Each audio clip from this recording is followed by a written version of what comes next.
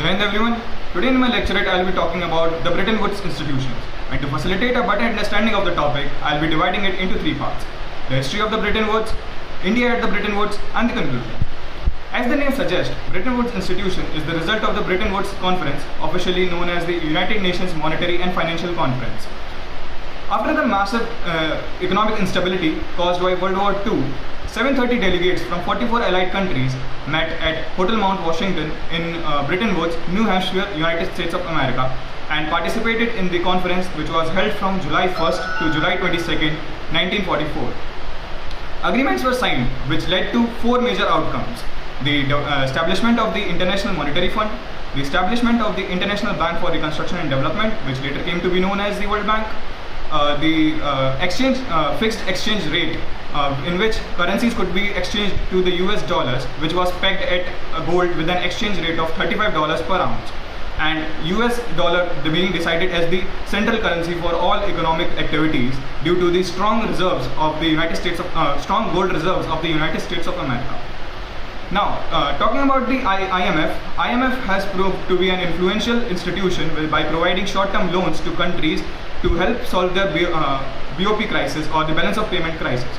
The IBRD provides long-term loans with longer maturity and low rate of interest to the governments of medium and low income.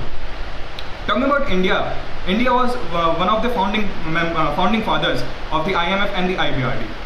India has increased its allotted quota to 2.75% from the initial 0.5% in 1945, and an SDR quota of 13,114.4 million SDRs at the IMF. India also holds the sharing votes of 2.63% at the IMF, which is 13th largest in the member countries. Now, talking about India at the IBRD, India holds a total share of 3.15% and a total voting right of 3.01% at the IBRD.